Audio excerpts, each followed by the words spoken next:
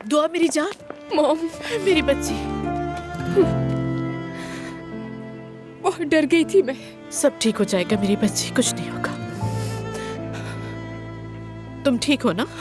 ठीक हूँ। दुआ मेरी जान, मुझे बहुत अफसोस हुआ। उमर अंकल शुक्रिया, खुदा के लिए यहाँ से चले, मैं एक सेकंड भी नहीं रुक सकती यहाँ। शुक्र है खुदा का कि उसने शिकायत वापस ले ली। लगता है अजलान ने उसे मना लिया। अजलान को पता नहीं सब कुछ कैसे मालूम हुआ। अजलान तुम पर यकीन करता है, फिक्र मत करो। ना करे तब भी मुझे कोई परवाह नहीं है। जब तक आप लोग यहाँ से बाहर आए मैं गाड़ी निकालता हूँ। आ जाओ। मोहन, आज बेटा कुछ देर के लिए यहाँ पे बैठ जाओ। मेरी बच्ची आओ यहाँ बैठो। एक लम्हे के लिए लगा कि मैं यहाँ से कभी नहीं निकल पाऊंगी। हम तुम्हें यहाँ कभी नहीं रहने देते बेटा, मेरी बच्ची। शिकायत वापस ले ली उसने। कैसे मान गई वो?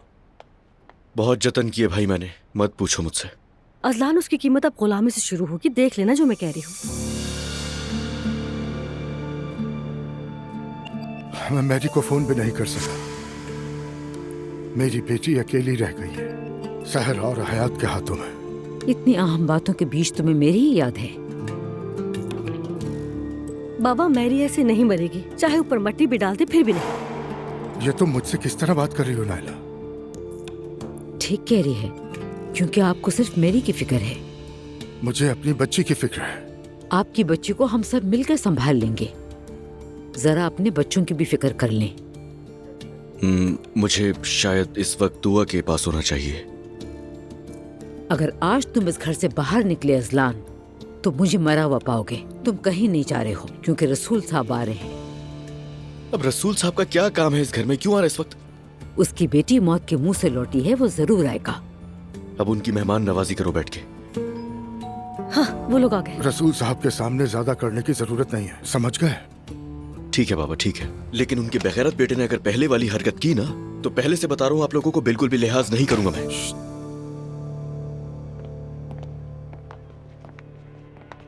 खुश आमदीद। बहुत शुक्रिया।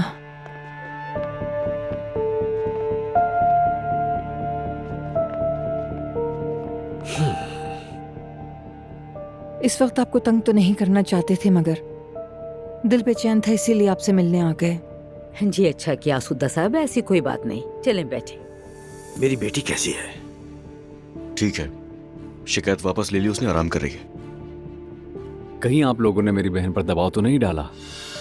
या मेरे अल्लाह, मैंने बस अजलान, बस खुदा के लिए कोई तलखी ना हो।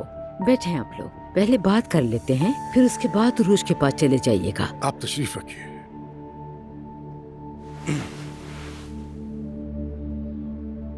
वैसे हम सबको इस बात का बहुत अफसोस है। अब्दुल्ला साहब, मैं यहाँ आया हूँ, मगर बहैसियत बाप मेरा दिल मुतमईन नहीं है। अब तक बच्चे की उम्मीद में इन्होंने अपनी शादी को संभाले रखा, मगर वो उम्मीद भी खत्म हो गई। मैं अजलान को इजाजत नहीं दूंगा कि वो मेरी बेटी को मजीद नुकसान पहुंचाए। पता नहीं जो कुछ भी हुआ वो आपकी समझ में क्यों नहीं आ रहा। अगर मुझे मौका दें तो मैं दोबारा समझाता हूँ आपको। अजलान पुरसुकून रहो। नहीं, एक मिनट भाई, अब तक मेरा पागल ना हो जाना एक मौजज़ा है। देखिए, मैंने आपकी बेटी को कोई नुकसान नहीं पहुंचाया और नहीं पहुंचाऊंगा। उल्टा आपकी बेटी के साथ रहने पर मुझे कितना नुकसान हुआ इस बात का अंदाजा है आपको? अजलान, तुम्हारी वजह से मेरी बेटी दूसरी बार अस्पताल को पहुंची है। ये तुम क्या कह रहे हो? हाँ, अभी समझाऊं अपनी बात का मतलब? अजलान, रसूल साहब, माँ बाप की हैसियत से हम आपकी बेबसी को अच्छी तरह समझ सकते हैं, मगर ये भी बच्चे नहीं हैं, समझदार इंसान हैं। इन्हें उठो कहो तो उठ जाएं, बैठ जाओ कहो तो बैठ जाएं, ऐसा बिल्कुल नहीं है। हम इनके फैसलों से मुत्तफिक ना होते हुए भी खामोश रहने पर मजबूर होते हैं।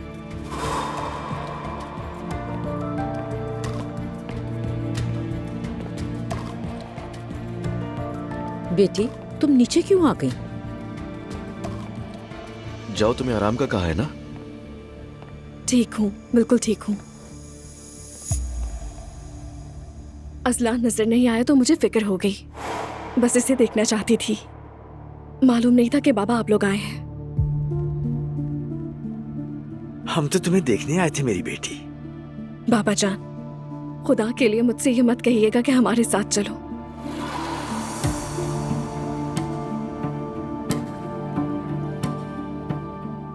हम बहुत मुश्किल वक्त से गुजर रहे हैं,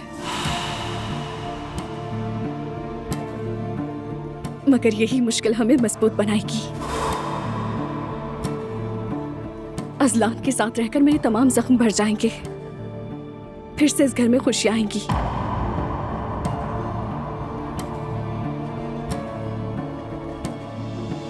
मुस्तफा, मुझे उस तुर्क ड्रामे की याद आ गई जिसमें लैला ने पिंक कलर का बाथरोब पहना था। लैला ने क्या पहना था? आपने बताऊंगी, छोड़ो से। मैं तो हमेशा घर को कायम रखने के हक में हूँ। उरुज के साथ खड़ी हूँ मैं। आप अपने दिल को मुतमईन रखें रसूल साहब। अल्लाह के हुक्म से सब कुछ ठीक हो जाएगा। हो जाएगा ना अजलान?